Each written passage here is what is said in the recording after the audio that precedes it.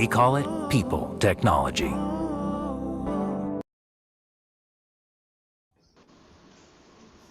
What a weird game that was. It was so many unforced errors. Eventually, just like yesterday, a target which we thought the chasing team should have got, they made heavy work of, but they've got there in the end, in the final over. So Delhi Capitals take top spot in the Indian Premier League after 50 games have been completed in this 2021 edition. We'll try and make sense of that chase that really took a lot of time and a lot of effort from the Capitals. On Maruti Suzuki presents ESPN Cricket for T20 time on Aakash Chopra and Carlos Brathwaite with me. Akash, please sum that chase up if you can.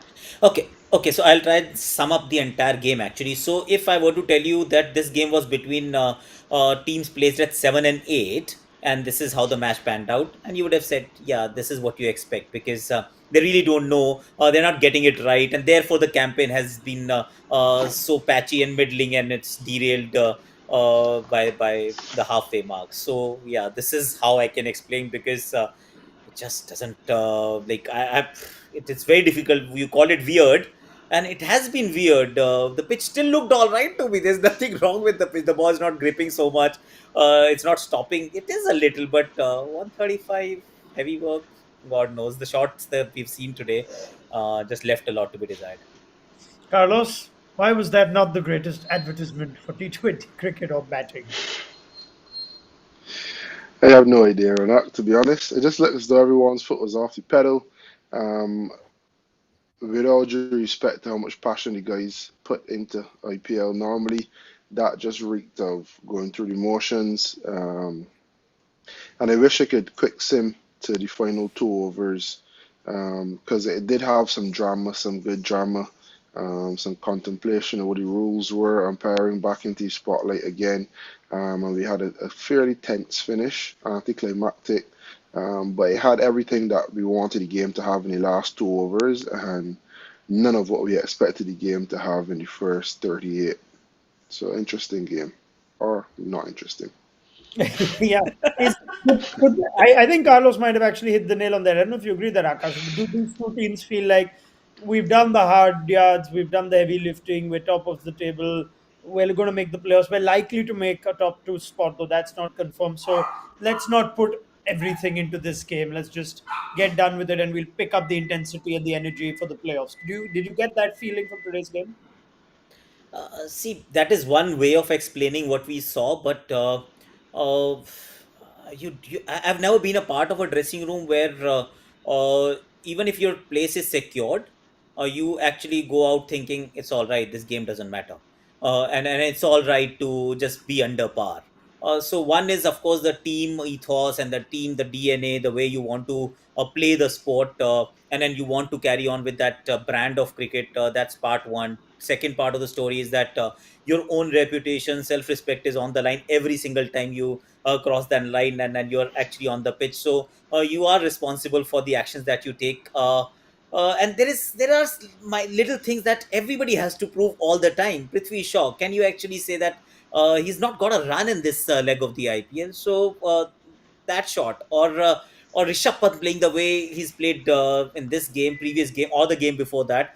So there is a pattern developing, and I'm worried for Delhi Capitals. They might be picking up points, but there are problems. You can't mess up chases after chases. Yes, you're ending up with 2 points every single time, but this is hardly convincing. It wasn't convincing the last game or the game before that. Chennai Super Kings, when you look at their batting, you obviously ask questions that what if the openers fail? Now that seed of doubt is now being sowed into your mindset that if they fail, suddenly the openers might not be as aggressive anymore because they realize that if we fail, this is what happens to our team.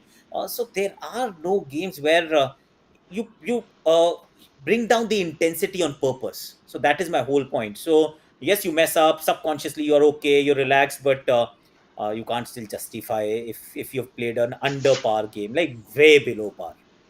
What about justifying some of these odd selection calls or tactical calls, not selection, but tactical calls that these teams have made?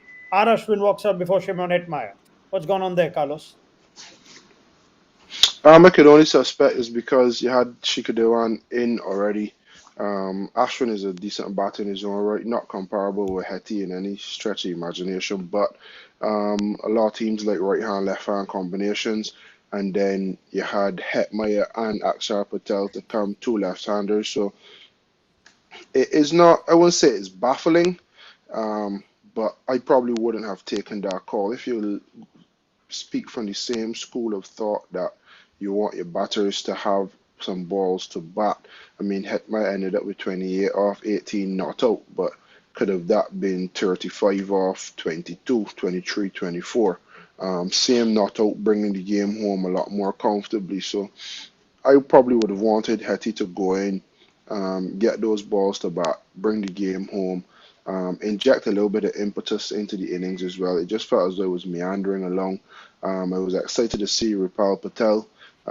He didn't come off and he didn't get that 180 strike rate that he came into the game with. Pant didn't fire as well. So it was a stop start. I don't know if it really ever got started past Prithvi Shaw's boundaries, Yeah. but I would have hoped that Shimron Hetmyer would have been able to come in after Patel's wicket, inject some impetus, and take the game home, which would have allowed Dhawan to continue to play the way he was playing, and then it would be no further loss. This left right hander, if that was the reason, some teams sometimes overdo it. Akash 43 or 42, I think, when Ashwin came out ahead instead of Shimron Hetmeyer, and then he gets out three or four balls later, suddenly you're five down instead of four down. Hetmeyer has one less lower order batter to bat with. Did it make sense at all today? You got Pant batting at four. Shimran, if he happens to be at five, Akshar might be six. So this is something that you will walk into very often. It's not Sharjah. The ball is not turning as much. And Moin Ali, yes, he bowled all right, but the ball is not gripping. The ball is not turning. So if a left-hander can't play an off spinner of Moin Ali's quality on a surface like this, I dare say that left-hander should not be playing. And you're talking about a player who wins you games. Shimran Hetmeyer is a top quality player. So if you can't see, sometimes players are as confident as the trust invested in them. The moment you stop holding, you rather start holding people back, given a certain matchup. Oh, there is an off spinner, and AB de Villiers can't play leg spin. I mean, we've seen that happen as well. It was Ravi Bishnoi and Murugan Ashwin. For God's sake, you can't say that AB de Villiers can't play them. So this is like paralysis by analysis. Overrated. Certain conditions I can still understand. Matchups do matter. If you were playing in Sharjah and the ball is turning, like turning square. Of course, you want to protect Shimran Hetmeyer. He's a stroke maker. You send in Ashwin. He won you the game the other day. Fair play. But not today. Not today. Not when you got a set batsman at the other end. Even if Shimran got out, you had Shikhar Dhawan at the other end. Why the reluctance to finish the game off in 18th, 19th when it can be done? Why take it to the 20th? It's beyond me personally. This game, so much of this game was beyond me. I was just watching, like, oh my God, are these the two best teams in the tournament in the league phase? So why don't you explain Dwayne Bravo, specialist 18th and 20th over bowler then, Carlos? It didn't go all right for him today. He looked a little bit under the pump. Um, And the thing is, that Hetmeyer knows him well, played with him, played against him in CPL. We don't know the stats for Hetmeyer versus Bravo. We probably have to ask Cricket for that. Um, but it just felt as though he was a bit under the pump. You can see the difference for him bowling to Hetmeyer versus him bowling to Akshar Patel. Um, and ultimately, I mean, for the amount of games that Bravo has played, he will win some, he will lose some, and today wasn't his best execution at the death. I don't mind the ball that eventually got it for four. I actually thought he would go full and straight at Hetmeyer. The first ball, Dhoni came up, was kind of a double bluff to get a wicket, and that was the ball that went horribly wrong for wide, no ball, whatever you want to call it. But yeah, he looked under the pump a bit when he was bowling at a Russell or a Pollard. So I mean that says a lot for Hetmeyer and what his peers think about him. But it wasn't Bravo's best death bowling display. While Carlos was giving that answer, I actually did what he told me. I went and checked Hetmai versus Dwayne Bravo in T20s. So we're looking at a strike rate of over 150, 61 runs in about 40 balls faced. And he's dismissed him just twice in 8 innings. So that's not bad. So small sample size, still growing, but strike rate of 150 and just two dismissals out of 8 innings. So there's your Ask Cricket for advertisement if you ever needed one with integrity. Let's go to Akash Chopra now. Did Dhoni just let his bowlers bowl because Shardul was bowling well, Moeen had a case to bowl a couple overs, or should he have anyway got Dwayne Bravo to bowl a bit earlier? Or again, is this one of those games, Akash, where yeah, it's okay, let them just bowl through it. Bravo's going to bowl No, more no, overs later on. no, no. They wanted to win. Hmm. Chennai was in it to win it. Definitely with the ball. Not even once did you feel that they're not putting in their 100%.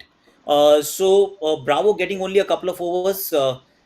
See, Dhoni does that, and Dhoni is someone who will always just see how the game is developing at that point in time. Who's the best bowler to go to, and just take the game deep. That's Dhoni's way of operating, and I've got no issues with that. Uh, Bravo has been outstanding in the past in this tournament thus far. But if Dhoni felt, I'd go with Dhoni on this one. To be fair, if he thinks that one guy is better suited on this surface, it's not mandatory or it's not an obligation that you have to go to somebody else who might do better than somebody who's actually doing better already. That wasn't that much of a problem. But there's one thing that I've noticed with Bravo in the last two games that he's played. He's bowled some wides. There was one ball, I think, at Sharjah. He bowled Hmm. straight to Suresh Raina standing at first slip.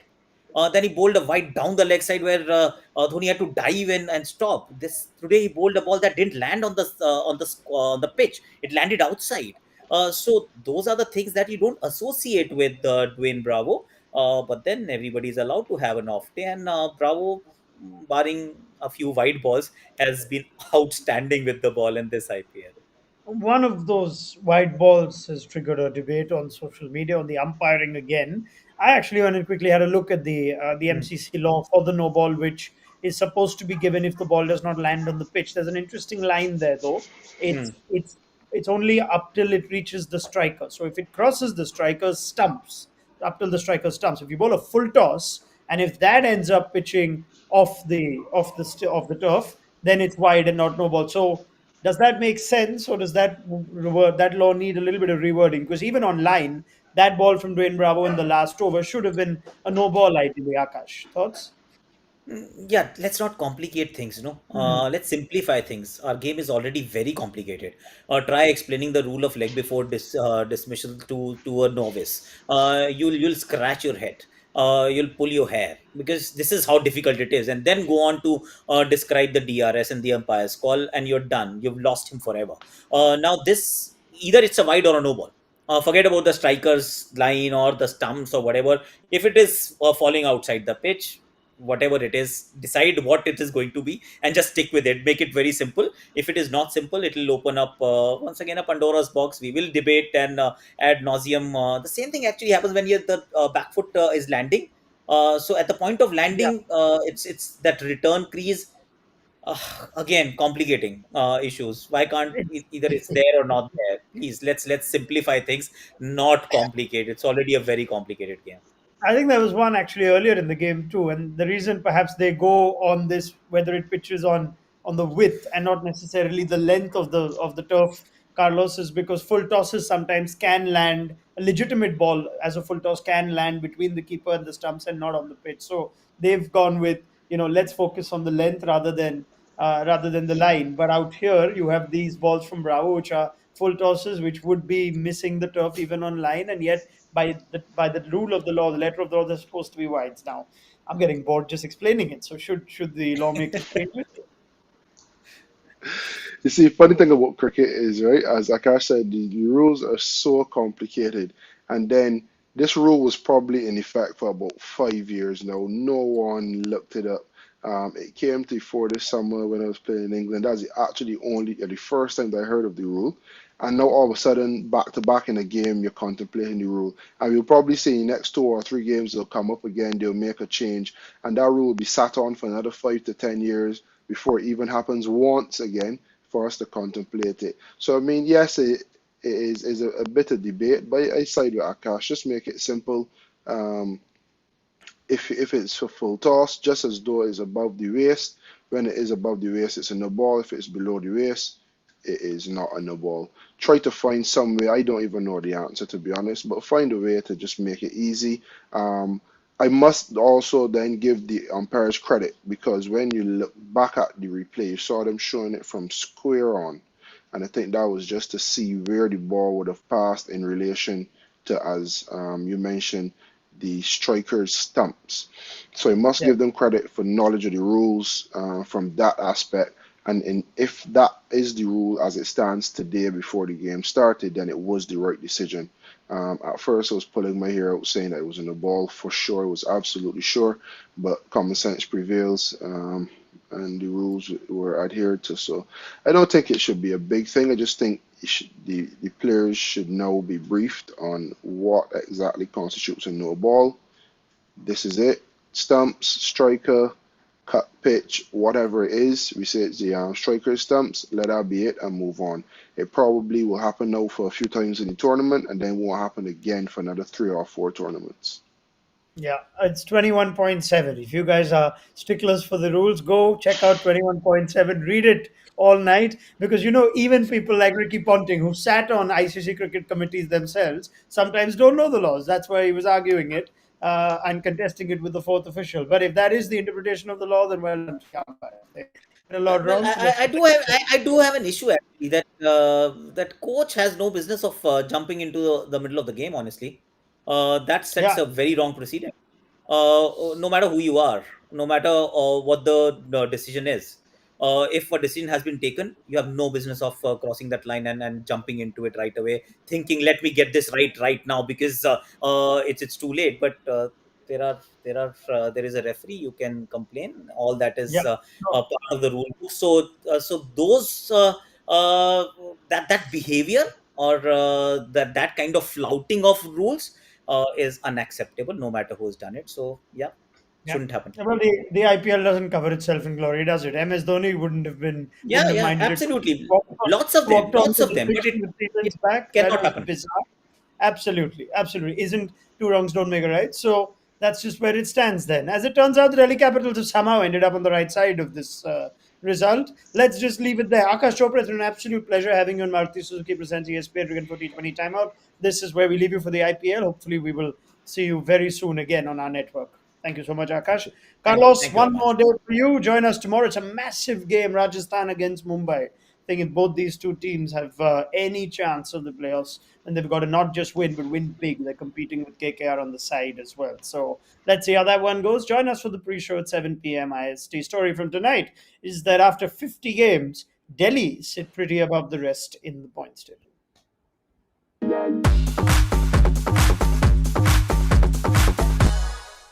We call it people technology.